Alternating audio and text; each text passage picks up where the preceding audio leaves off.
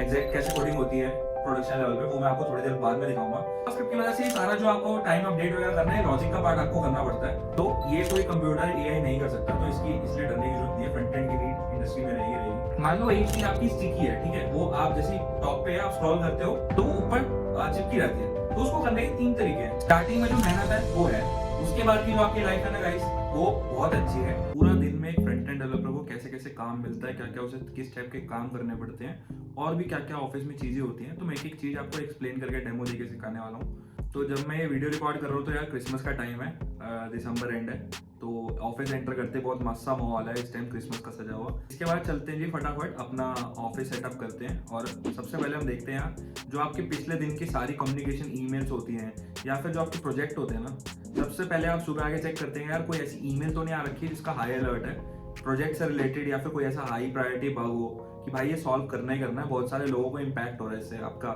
Product या website use करने में। और उसके बाद होता है कि यार जो आपके खुद के टास्क हैं जो थोड़े कम प्रायोरिटी के हैं, कम प्रायोरिटी के बोलो कि यार ये आप इंटरनल फीचर बना रहे हैं कंपनी के लिए, ये थोड़े दिनों बाद भी लाइव जा सकते हैं, ठीक है। तो ये पूरा प्रोसेस होता है कि आप डेवलप करते हैं, फिर वो आगे आपका जो मैनेजर है वो अप्रूव करते हैं, उसके बाद डिजाइनर अप्रूव करते हैं, फिर आगे जो वीपी वगैरह वो अप्रूव करते हैं, फिर वो लाइव जाता है। तो हर कंपनी का थोड़ा डिफरेंट प्रोसेस होता है। तो जी ईमेल्स वगैरह चेक करने के बाद जो आपकी चैट ऐप्स होती है जैसे स्लैक हो गया, MS टीम्स हो गया, उस पर आप रिप्लाई करते हैं, या फिर इंपॉर्टेंट जो मैसेज होते हैं वो लोगों को कम्युनिकेट करते हैं। उसके बाद आप चेक करते हैं कि आज की डेट में क्या क्या टास्क करने हैं जो कल के रह गए थे, या फिर आज कोई नया पिक करना है तो आप उसको स्टार्ट करने लग जाते हैं। उसके लिए जो भी आपकी प्रिपरेशन होती है कोडिंग वगैरह, एग्जैक्ट जो कोडिंग करनी होती है, एग्जैक्ट कैसे कोडिंग होती है प्रोडक्शन लेवल पे, वो मैं आपको थोड़ी देर बाद में दिखाऊंगा। लेकिन उससे पहले क्या होता है ना कि थोड़ा बहुत देर आप कोड वोड कर लेते हो, लेकिन आते ही जैसे मान लो 10 बजे आए तो 11 बजे ना एक स्टैंड अप कॉल होती है जिसमें पूरी टीम इकट्ठे बैठती है और वो डिस्कस करती है कि भाई पूरी टीम ने कल क्या किया था और आज पूरी टीम क्या करेगी। जिससे क्या होता है कि आपको आइडिया लग जाता है कि भाई पूरी टीम में क्या चल रहा है। मान लो 2-3 बंदे एक प्रोजेक्ट पे काम कर रहे हैं तो उन्हें पता लगता है कि हाँ इसने इतना कंप्लीट कर लिया और इसने भी इतना कंप्लीट कर लिया, इसको पूरा करने में 2-3 दिन लगेंगे, तो मैं आराम से कर लूँ या मैं फटाफट कर लूँ और मैं दूसरा कुछ पिक कर पाऊँ। या फिर कुछ मान लो एक के कोई डाउट आ गया, दूसरे के भी वो डाउट ना आया माइंड में, तो डिस्कस करके उसी टाइम वो जो एज केस होता है या फिर प्रॉब्लम होते हैं उसको सोल्यूशन निकाल लेते हैं, ताकि वो आगे जाके दिक्कत ना करे आपका प्रोजेक्ट कंप्लीट होने से, ठीक है। तो इसमें क्या होता है बारी बारी सारे अपना एक एक करके अपना अपडेट देते हैं कि भाई कल ये किया था, आज ही करने वाले हैं, और इसमें इतना टाइम लगेगा, या मुझे इतनी हेल्प चाहिए, या मुझे इतने कोई और हेल्प चाहिए, या फिर मुझे ये डाउट है इस टास्क में तो मुझे हेल्प करो इसको रिजॉल्व करने। तो बीइंग ए लीड इंजीनियर तो मैं बाकी लोगों का अपडेट लेता हूँ, मेरे साथ और भी लीड इंजीनियर्स होते हैं, तो हम एक प्रोडक्ट को हैंडल करते हैं। तो जी सबसे पहले बात आती है एक डेवलपर को क्या करना पड़ता है। सबसे पहले यार अगर कोई लाइव बग है, लाइव बग बोलो, मान लो आपने कुछ बनाया, मान लो आपने कुछ लॉगिन करने का बनाया, बट वो लाइव जाने के बाद काम नहीं कर रहा, मान लो गूगल ने कोई अलग की दी थी आपको लॉगिन करवाने के लिए, आपने कोई और की लिख दी, वो टाइपिंग मिस्टेक हो गई, तो मान लो लाइव पे वर्क नहीं कर रहा है और 1 लाख लोग आ रहे हैं ट्रैफिक को लॉगिन करने का ट्राई कर रहे हैं, बट वो काम नहीं कर रहा है, तो आपके पास वो सबसे हाई प्रायोरिटी बग होता है। तो भाई फटाफट जाओ और लाइव कोड ठीक करते हैं, आप कोड को लोकल पे चला के देखते हैं। तो चलिए फटाफट देख लेते हैं कि कंपनी में डेवलपमेंट का काम कैसे होता है, चाहे वो लाइव बग हो, चाहे वो कोई फीचर हो, चाहे वो कुछ ऑप्टिमाइजेशन हो, तो फटाफट देख लेते हैं। तो यार एक फ्रंट एंड डेवलपर को ना हमेशा जो भी डिजाइन या चीज बनानी होती है ना, तो एक डिजाइनर होता है जो आपको प्रॉपर डिजाइन करके देता है कि हाँ यार ये स्क्रीन आएगी, इसमें टेक्स्ट यहाँ पे आएगा, इमेज यहाँ पे आएगी, या बटन यहाँ पे आएगा, इसको क्लिक करने पे ये स्क्रीन खुलेगी या ये पॉपअप खुलेगा। तो वो चीज ना आपको डिजाइन में वो पूरा आपको पिक्चर बना के देते हैं। आपको एज ए डेवलपर क्या करना होता है, आपको उसको कोडिंग करके उसे एग्जैक्टली अपना फ्रेमवर्क यूज करके बनाना होता है ताकि आप वो वर्किंग कर पाए। तो जैसा कि आप यहाँ देख पा रहे हैं ये एक डेमी फिग्मा फाइल है। तो डिजाइन टीम ना या जो भी डिजाइन बनाती है वो 2-3 चीजों पर डाल सकती है, जैसे आपका फिग्मा हो गया, आपका जेपलिन हो गया, इस पे एग्जैक्टली ये डिजाइन अपलोड कर सकते हैं। तो इसमें यार एज ए डेवलपर आपको ना जो आप लोगों को टेंशन होती रहती है कि यार CSS कैसे लिखेंगे, CSS कितनी आनी चाहिए, कलर वगैरह कैसे करना है, स्पेस कितनी देनी है, एकदम प्रोफेशनल लुक नहीं आ रही, वो सब की टेंशन नहीं लेनी होती, क्योंकि मोस्टली 99% जो डिजाइनर्स होते हैं वो ये चीज हैंडल कर लेते हैं। जैसे कि मैं अगर आपको यह दिखाऊं तो ये फिग्मा फाइल है, इसको थोड़ा जूम इन कर लेते हैं, ज्यादा जूम इन हो गया, 1 मिनट, ठीक है, जूम आउट कर लेते हैं थोड़ा, ठीक है। अब यहाँ पे देखो मान लो ये एक सेक्शन है आपकी वेबसाइट का, वो इसमें डिफाइन कर रखा है कि यार एक छोटा सा यहाँ पे टेक्स्ट आएगा, फिर बड़ा सा टेक्स्ट आएगा, राइट में एक इमेज आएगी टाइमर की। लेकिन अगर आप इमेज नहीं है या टाइमर अपडेट भी होता रहेगा जावास्क्रिप्ट की मदद से, तो वो लॉजिक आपको लिखना है, ठीक है। इसको एज इट इज आपको डिजाइन में से उतारना है कि यार हाँ एज इट इज ऐसा वेबसाइट में कोडिंग के थ्रू दिखना चाहिए एक यूजर को। और जावास्क्रिप्ट की मदद से सारा जो आपको टाइम अपडेट वगैरह करना है, लॉजिक का पार्ट आपको करना पड़ता है। तो कोई भी स्टैटिक वेबसाइट बिल्डर या फिर डिजाइनर ये काम नहीं कर सकता, तो डेवलपर की जरूरत होती है, ठीक है। अब इसमें बात कर लेते हैं कि यार आपको, अब मान लो ये देख के तो आपको पता नहीं लगा क्या कलर है, क्या फॉन्ट साइज है, क्या बॉर्डर है। तो वो CSS जो ये टूल्स हैं, ये यहाँ पे पूरी आप देखोगे राइट में पूरा आपको अच्छे से देते हैं कि यार क्या इसमें टेक्स्ट है, क्या इसकी प्रॉपर्टी है, क्या विड्थ है, क्या हाइट है, और इसमें क्या फॉन्ट साइज यूज हो रहा है, क्या फॉन्ट वेट है, उसके बाद क्या लाइन हाइट है, क्या लेटर में जो स्पेसिंग है वो कितनी है, कलर कॉम्बिनेशन क्या चल रहे हैं, मान लो यहाँ 2 कलर चल रहे हैं, अदरवाइज बॉर्डर वगैरह क्या है, ठीक है। ये सब तो हो गया ग्राफिकल वे में। लेकिन अगर आप चाहो कि यार CSS भी ये बना के देते हैं, ठीक है, आपको CSS नहीं लिखनी, टाइम वेस्ट नहीं करना रिपीटेटिव CSS लिख के, आप सिंपली यहाँ पे जाके इसको ऐसे यहाँ पे सिलेक्ट कर लो और कॉपी कर लो, ठीक है। फिर यहाँ पे आके आपका जो कंपोनेंट का कोड होता है वहां पे आके आप पेस्ट कर सकते हो, ठीक है। अभी तो सही नहीं लग रहा, बट मैं अभी थोड़े प्रॉपर वे में करके दिखाता हूँ, ठीक है। सिमिलरली जैसे यहाँ पे टाइमर है, इसमें आप देखोगे तो आप इंटरनली एलिमेंट सिलेक्ट कर सकते हो और देख सकते हो कि यार उसका बैकग्राउंड कलर क्या है, बॉक्स शेडो क्या है, CSS प्रॉपर्टी क्या है, ठीक है। सिमिलरली ये है, मान लो ये इमेज ही है, ठीक है। अब आप कह रहे हो कि यार मुझे ये इमेज है, ये जावास्क्रिप्ट से काम नहीं कर रही, तो आप इसको एज इट इज जाके यहाँ पे एक्सपोर्ट भी कर सकते हो। ये देखो आप यहाँ पे देख सकते हो कि इसको पूरा एक्सपोर्ट करना है, कि इसमें PNG में, SVG में, वैसे आपको पता होगा फ्रंट एंड में SVG ज्यादा चलती है, तो उसमें एक्सपोर्ट करके आप कोड में अपने जाके पेस्ट कर दीजिए इसे इमेजेस के फोल्डर में, और HTML में जाके इंपोर्ट कर लीजिए, तो एज इट इज आपका बन जाएगा। अभी भी मैं कोड करके नहीं दिखा रहा क्योंकि मैं बहुत बार कोड करके दिखा चुका हूँ। आप चाहे तो मेरा नेटफ्लिक्स का, मेरा गाना.com का क्लोन बनाने की वीडियो भी देख सकते हैं अगर आपको कोडिंग सीखनी है तो। बाकी प्रैक्टिकली कंपनी में कैसे कैसे HTML CSS लिखी जाती है वो मैं आपको दिखाता हूँ। तो जैसे कि मैंने कहा यार यहाँ पे एक टेक्स्ट हो गया, यहाँ पे एक टेक्स्ट हो गया, ठीक है। उसके बाद जी हो गया यहाँ पे, एक सेकेंड, यहाँ पे इमेज हो गई है जावास्क्रिप्ट की वजह से टाइमर अपडेट हो रहा। तो आप क्या करते हो, जैसे हम यार कंपनी में Vue.js यूज करते हैं, आप लोग React.js यूज करते होगे, तो मेरे को दोनों का एक्सपीरियंस है। मैंने 3 साल React में काम करा है और 3 साल Vue में भी काम करा है, ठीक है। तो अब इसमें क्या है कि जैसे यहाँ पे ना आपका Vue में क्या होता है, एक ही फाइल में सारी चीजें आती हैं, ठीक है। आपका HTML भी एक फाइल में आ रहा है एक कंपोनेंट की, आपकी जावास्क्रिप्ट भी एक कंपोनेंट की एक में आ रही है, और CSS भी। React में ऐसा होता भी है, नहीं भी होता, डिपेंड करता है आप क्या आर्किटेक्चर फॉलो करते हैं।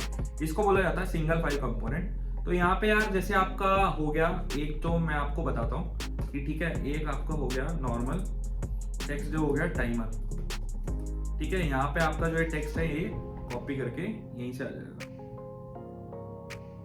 इंस्पेक्ट में जाएंगे, कंटेंट सेलेक्ट नहीं होगा, आप सेलेक्ट हो गया, यहाँ से कॉपी करेंगे, ये पेस्ट कर दिया, ठीक है। यहाँ पे इमेज डाल दी, यहाँ पे इमेज इंपोर्ट कर लेंगे इमेज के फोल्डर में timer.svg।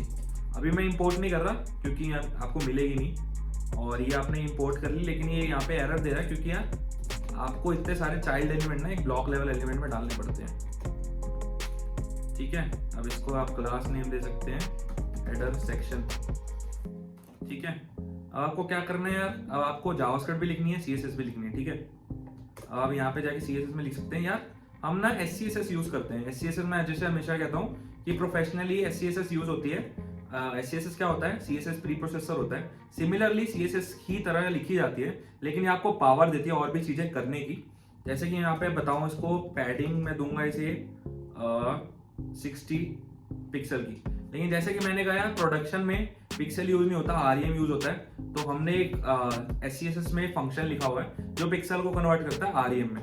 ये मैं हमेशा इंटरव्यू सीरीज में पूछता हूँ और बताता भी हूँ, ठीक है। सिमिलरली आप यहाँ पे कलर डिफाइन करते हो, ठीक है। अब कलर टेक्स्ट का क्या रखना है, लेकिन उससे पहले बैकग्राउंड कलर पे आ जाता है, ठीक है। अब आप एप्लीकेशन में क्या करते हो यार, सीधा आप हार्ड कोड कर देते हो यहाँ पे background colour white, but production में ऐसा कभी नहीं होता। प्रोडक्शन में क्या होगा, आपकी ना एक colors.scss करके आपकी हमेशा एक फाइल बनी होगी,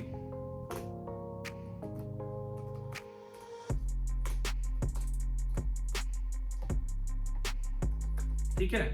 अब आप उसमें ना आपके जो सारे कलर्स है ना, जो आपकी ऐप के थीम के हैं, वहां पे डिफाइंड होते हैं कि मान लो इन फ्यूचर आपको एक कलर पूरी ऐप में अपडेट करना। मान लो आपकी अब तक थीम चल रही थी लाइट ब्लू और व्हाइट, तो ब्लू और व्हाइट आपको गंदा लगने लग गया, आपने कहा यार इसे अब वॉयलेट और व्हाइट कर देते हैं। तो उसमें आपको बस एक जगह कोड में जाके कॉन्फ़िगरेशन में जो वेरिएबल बना रखा है वहां पे चेंज करना पड़ेगा। इंस्टेड आपको 100 कंपोनेंट में जाके अलग से चेंज करना पड़ेगा। तो यहाँ पे ये हो गया। सिमिलरली कलर के लिए हमने यहाँ पे 500 करके कलर कोड बना रखा है वेरिएबल, तो वो यहाँ पे यूज करा जाता है। सिमिलरली अब प्रोडक्शन में बात करूं कि यार काम कैसे होता है, ठीक है। जैसे अब ये हेडर सेक्शन बना लिया, अब क्लास नेम जैसे है वो यहाँ पे चलते हैं।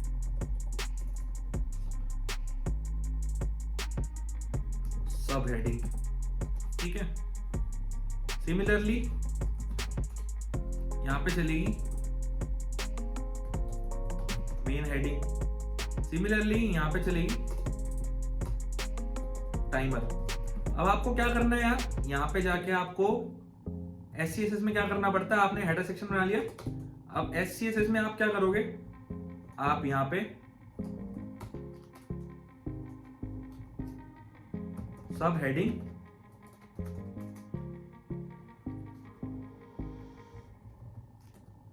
ठीक है। सब हेडिंग में जाके क्या करोगे आप, जो यहां से आपने CSS लिखी थी वो कॉपी कर लोगे और यहाँ पे पेस्ट कर दोगे। बट ये चीज यहाँ पे नहीं चलेगी, आपको यहाँ पे अपना वेरिएबल ही लिखना पड़ेगा, ठीक है। तो वो चीज है।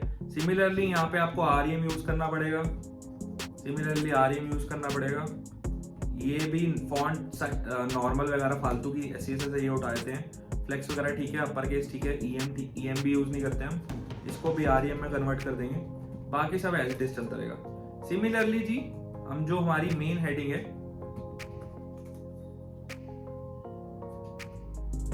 ठीक है। अब यहाँ पे भी क्या करेंगे यार, यहाँ पे जाएंगे, यहाँ पे से CSS कॉपी करेंगे और पेस्ट कर देंगे, ठीक है। अब बात आती है जावास्क्रिप्ट की। तो जावास्क्रिप्ट कैसे होता है, जैसे मान लें यहाँ पे मैंने बना रखी है इमेज, बट इसकी जगह मैं क्या चाहता हूँ, यहाँ पे होता अगर, ठीक है, अगर मान लो यहाँ पे होता टाइमर, तो टाइमर में 440 प्लस हो रहा होता, तो यहाँ पे क्या करते, या फिर हम क्या करते,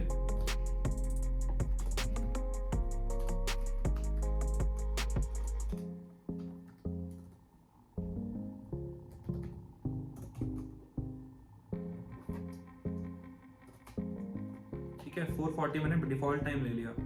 अब मैं मेथड में क्या करूंगा, मेथड में करूंगा यार अपडेट टाइम। अपडेट टाइम क्या करेगा, सिंपली जो आपका पार्स इंट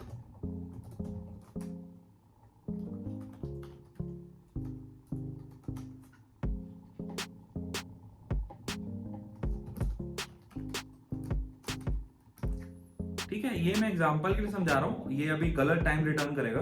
बट अभी two way data binding frameworks में कैसे होती है आपको पता होगा, फ्रेमवर्क्स का आइडिया। आप यहाँ पे वेरिएबल डिफाइन करते हैं, उसमें आप कुछ भी अपडेट करते हैं, वो अपने आप यहाँ जाके अपडेट हो जाता है, ठीक है। अब ये हो गई गाइस, ये हो गई गाइस बात कि एक्चुअल में फ्रंट एंड डेवलपमेंट कैसे होती है। ऐसे आपको डिजाइन मिला जाता है, आपको अपने आप उसका लॉजिक लिखना पड़ता है। तो ये कोई कंप्यूटर AI नहीं कर सकता, तो इसकी इसलिए डरने की जरूरत नहीं है। फ्रंट एंड की नीड इंडस्ट्री में रहेगी। भाई काम के बीच बीच में चाय और सुट्टा जरूर चाहिए। बिल्कुल। सॉरी नहीं रेड चाय और सुट्टा। अरे नहीं भाई क्यों बर्बाद। फ्रंट एंड डेवलपर का काम सिर्फ बनाना ही नहीं होता, बनाने के बाद और भी चीजें होती हैं कि वो जो वेबसाइट आपने बनाई है उसका कोड कितना सही है, वो कोड कितना फास्ट रन हो रहा है। एक यूजर मान लो आपकी वेबसाइट लोड कर रहा है, तो आपका वेब पेज इतना स्मार्ट होना चाहिए कि यार वो 2 से 3 सेकंड में ही लोड हो जाना चाहिए। अदरवाइज उसके बाद यूजर ड्रॉप कर देता है, तो आपका पेज वो खुलता ही नहीं है और वो आपका प्रोडक्ट का भी यूज ही नहीं करेगा। तो उसके लिए क्या होता है, गूगल ने एक टूल बना रखा है pagespeed.web.dev। इस पे जाके आप क्या करते हो, अपनी वेबसाइट का URL डालते हो और सीधा आप एनालाइज करते हो कि भाई कितनी फास्ट चल रही है। तो ये फटाफट चेक करके बताता है कि यार आपकी 2 सेकंड में खुल रही है, आपकी ये चीज जैसे रेड में है, तो यहाँ पे आपको बताता है कि यार इसको ठीक करो, ये बहुत स्लो है। सिमिलरली TTFB का मतलब होता है यूजर को पहली जो रिक्वेस्ट के बाद रिस्पॉन्स मिल रहा है कितनी देर बाद मिल रहा है, तो वो भी आप यहाँ पे डिफाइन कर सकते हो कि भाई ये कितनी देर में उसे मिल रहा है। सिमिलरली यहाँ पे परफॉर्मेंस इश्यूज में और भी चीजें चेक करके डीप डाइव बताता है कि आप क्या क्या फिक्स कर सकते हो, कैसे कैसे। अब जैसे डायग्नोस कर रहा है तो ये इंटरनल जाके बताएगा कि यार आपके पास ये प्रॉब्लम है, आप जावास्क्रिप्ट रिड्यूस कर लो, आप जावास्क्रिप्ट को मॉडर्न ब्राउजर पे शिफ्ट कर दो, जो इमेजेस दिख नहीं रही है उनको बाद में लोड कर लो। तो ये सजेशन गूगल आपको देता है, ये फ्रंट एंड डेवलपर को ही रिजॉल्व करने पड़ते हैं, कोई और नहीं कर सकता। आप सोचते हो कि एआई बाद में आएगा, ये चीजें अपने आप ऑप्टिमाइज कर लेगा, नहीं जी ऐसा नहीं होता। हाँ कुछ पार्ट तक वो कर लेगा, बट जरूरी नहीं है कि वो पूरा कोड आपका फ्रेमवर्क में लिख दे और ऐसे ऐसे ऑप्टिमाइज कर ले, अंदर घुस के स्मार्ट चीजें यूज कर ले। अब जैसे मैं अगर आपको बताऊं फ्रंट एंड डेवलपर के क्या क्या देखना होता है कि यार कौन सी चीज कहाँ पे अप्लाई करनी है। जैसे कि मान लो एक चीज आपकी स्टिकी है, ठीक है, वो आप जैसे टॉप पे आप स्क्रॉल करते हो तो ऊपर चिपकी रहती है, तो उसको करने के 3 तरीके हैं। एक है आपको पोजीशन स्टिकी यूज कर सकते हो, दूसरा है आप उसको फिक्स डिफाइन करके टॉप पे फिक्स कर सकते हो, तीसरा है आप उसको एब्सोल्यूट करके टॉप पे रहने दो हमेशा। तो तीनों चीजों में स्टिकी तो ऊपर रहेगी, लेकिन एक डेवलपर को भी पता है यार तीनों में से बेस्ट तरीका किस चीज का है, क्या सबसे अच्छा है और लाइट है ब्राउजर के लिए, तो वो यूज करना चाहिए। ठीक है, तो फ्रंट एंड को ऐसे ऐसे डिसीजन लेने पड़ते हैं। फ्रंट एंड डेवलपर को और क्या करना पड़ता है कि यार मान लो आपका ये यूआरएल है कितना फास्ट है, एक ये पॉइंट हो गया। दूसरा है इसको यूज करने में कितने बग्स आ रहे हैं। तो बग्स के लिए क्या होता है, आप हर जगह गूगल एनालिटिक्स करके होती है चीजें, आप वो लगाते हो कि कितने लोग आपकी वेबसाइट पे आ रहे हैं, कितने लोग कहाँ पे क्लिक कर रहे हैं, कितने लोग कहाँ पे स्क्रॉल करके देख रहे हैं। और उसके बाद क्या होता है कि मान लो आपने एक चीज नहीं बनाई, ठीक है, आपने उसको रखा नीचे और लोग उस तक स्क्रॉल ही नहीं करके देख रहे, पेज को नीचे करके ही नहीं देख रहे, तो आपको कैसे पता लगेगा कि यार वो चीज काम कर रही है नहीं कर रही। लेकिन वो उनके लिए काम की है, तो आप उसके लिए क्या करोगे, आप उसको ऊपर कर दोगे, फिर उसको देखोगे कि यार लोग उस पर क्लिक बढ़े या नहीं बढ़े। तो ये सब चीजें कैसे ट्रैक होती हैं, ये एनालिटिक्स की मदद से होती हैं। गूगल एनालिटिक्स में जाके देखते हैं कि यार पहले 100 लोग आए थे, उसमें सिर्फ 2 लोग क्लिक कर रहे थे क्योंकि 5 लोग स्क्रॉल कर रहे थे। अब 100 लोग आए हैं, पेज वो जो चीज है टॉप पे हो गई है, 100 लोग में से बिना स्क्रॉल करे 100 लोग देख पा रहे हैं और 100 में से 80 क्लिक कर रहे हैं, तो वही जो उनके काम की चीज थी 80 लोगों ने देख ली क्लिक करके। तो जो आपकी वेबसाइट पे टाइम है ना वो और बढ़ जाता है कि आपकी वेबसाइट पे लोग टिके रहे हैं, तो गूगल को उम्मीद होती है कि हाँ यार इसमें कुछ काम की चीज है, तभी लोग अब तक टिके हुए हैं। तो वो एक डेवलपर की और एक डिजाइनर और प्रोडक्ट मैनेजर की ड्यूटी होती है कि कैसे यूजर को ऐसी चीजें ऊपर करके दें अच्छे तरीके से कि वो उस पर टिके रहें और उनको यूज करें अपने फायदे के लिए, है ना। फिर उस प्रॉपर्टी का रेट एडमिस्टर यहाँ पे बढ़ रहे हैं। अगर आप डेटा निकालता है एनालिटिक्स में से कि यार अभी मान लो एक चीज थी, एक पेज आपने जो पहले पेज था उसका मान लो 7 दिन में इतने लोग आ रहे थे, इतनी देर के लिए रुक रहे थे, आपने कुछ ऐसा चेंज करा, मान लो आपने डिजाइन ही चेंज कर दिया, ठीक है। अब लोग क्या आ रहे हैं कि 100 लोग आ रहे हैं ना, तो पहले वो 2 मिनट तक रुक रहे थे, अब 100 लोग आ रहे हैं तो जो आपके पेज पे वो 3 मिनट तक रुक रहे हैं। इसका क्या मतलब है, जो आपका अब वाला डिजाइन है ना वो बेटर है, लोग उसको अच्छे से समझ पा रहे हैं, लोग अच्छे से उसे स्क्रॉल करके देख रहे हैं, उससे इंटरेक्ट करके क्लिक करके देख रहे हैं कि वो कैसे काम कर रहा है। तो ये सब चीजें फ्रंट एंड डेवलपर को देखनी होती है, ठीक है। तो इस स्टेप को बोला जाता है लाइफ सैनिटी। इससे पहले आपने देखा था पीआर रिव्यू, उससे पहले आपने देखा था डेवलपमेंट, उससे पहले आपने देखा था स्टैंड अप। तो ये एक जनरल जो प्रोसीजर होता है वो होता है। इसके अलावा मान लो कुछ बड़े टास्क आपको कभी कभी मिल जाए, तो उसके लिए ना आपको पूरी टीम के साथ बैठ के डिस्कशन करना पड़ता है कि हाँ हम ये बड़ा टास्क क्यों कर रहे हैं, कैसे करेंगे, कितने स्टेप्स में करेंगे।